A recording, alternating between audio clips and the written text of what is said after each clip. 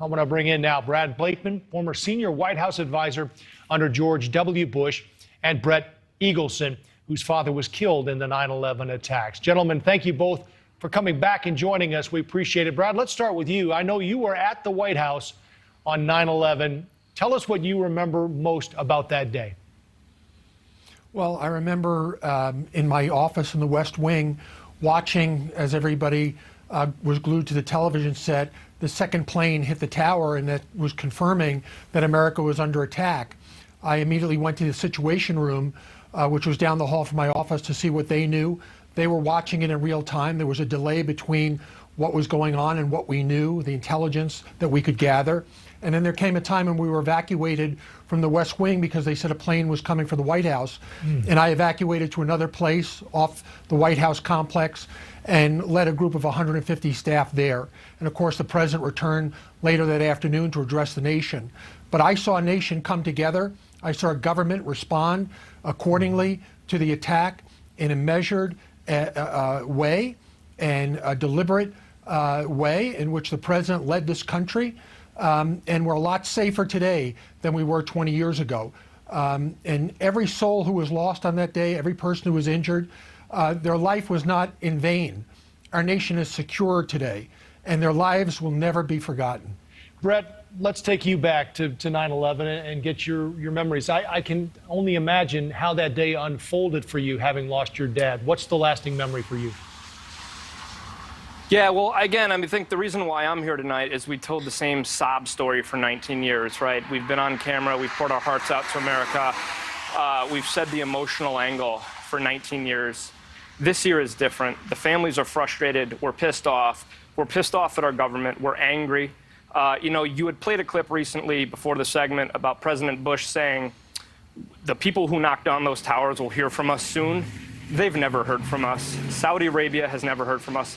Our government has thwarted us for 20 years. They've hid the information. They kept it under lock and key for 20 years. So frankly and respectfully, I'm not here to talk about that day. We've done that for years. Okay. I'm here to talk about justice and closure. Fair enough.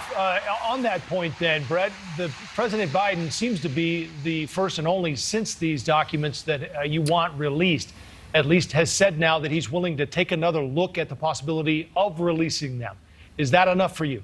Yeah, and well, I mean, we commend President Biden. He's the only president, not Bush, not Obama, not Trump.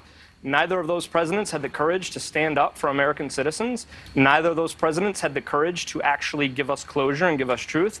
So we commend President Biden tonight for taking the first step to start this declassification process. It may not be enough, but the proof will be in the pudding, and we will see soon enough what documents we will get. There are documents that exist that our government has. I think that my co-guest knows and is very aware of them. It's called Operation Encore, and they're documents that implicate the Kingdom of Saudi Arabia. So we want those, and we're not going away, and we're not going anywhere, and we demand them, and we demand justice and closure. Brad, why not release those? And is there any truth to what Brett is saying here? Well, look, I mourned for the loss of Brett's father. I lost my nephew on that day. He was a first responder who died saving others in the South Tower. I was the only person in the White House who lost a family member. And I can tell you, I focused very intently on what the president did. I was a member of his senior staff, and we responded accordingly. And I'll disagree with Brett. We took it to those who did us harm, and we annihilated pretty much. Sorry to interrupt you, sir. But if you disagree with me, why don't you join with me and call for the declassification of these documents? Should they be declassified, Brad? To tell you the truth, I don't know, because I don't know what is in our country's best interest. That's why we have elected officials. Is there anything in there that justifies? Is there anything in there that justifies the closure and the confidentiality of information that is kept secret for 20 years that murdered 3,000 Americans? What's more important than that? What's more at risk than that, my sir? nephew was one of them. My nephew is one of them. I want to see justice done. So I happen to believe that justice. How does your sister feel? How does your sister feel? How does your sister feel? I don't speak for my sister, but what I do speak for is that if it's in the best interest of the United States that classified information be released with regard to 9/11, then yes, of course it should be. But there are things that are in the best interest of the United States that are in our interest that should remain classified. What I is in can't the tell best you because interest I of the don't know, United States and you when don't know involves the either. murder of 3,000 Americans? You Brett, don't know that- either, but I lost hey, my dad, right, we and do. I'd like to But talk Brett, to your sister. Yeah. To his point, though, I mean, no one knows these events. They're classified, so no one really knows what's in them, right? I wasn't in the White House on 9/11, but I know that there's plenty of FBI agents who have come forward and said that the Saudis are responsible. Brad, do you think ultimately these documents will be released? I think the documents that are necessary to be released will be released.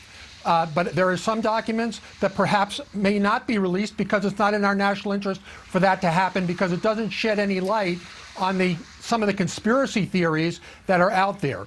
I will tell you this, that I am absolutely for transparency, but I'm only for transparency if it's in the best interest of the United States of America as a whole. Hey, Brett, are you okay And with the I am president too. coming to these ceremonies now? I wear this American flag because I love this country.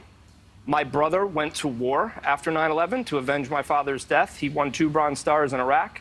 My father gave his life. He could have walked outside of those buildings. He could have walked right out the lobby. I love this country, and I love America. But why does our government love us back? Why do they deny us closure? Keep your sources, keep your methods. We're not looking for that. We're looking for justice, truth, and transparency. Brett, do you want the president to come to these ceremonies this weekend? Initially, you didn't. Has this change in reviewing the documents changed? It's absolutely changed. I mean, he's the first president that's made an executive order. He's personally intervened on our behalf. He's personally acknowledged our struggle for 20 years. So he's the only president that's actually done anything about this. But, you know, we are cautiously optimistic. We're guarded. We've been duped before. He's welcome this I weekend? think the proof will be in the pudding. He's welcome this weekend, but the proof will be in the pudding with what the documents bring out. Right. Brad Blakeman. Or actually with what the document, yeah. Right. Sorry. Brad Blakeman and Brett Eagleson, thank you both. We appreciate your time, and we wish you the best going into Saturday. Thank you both.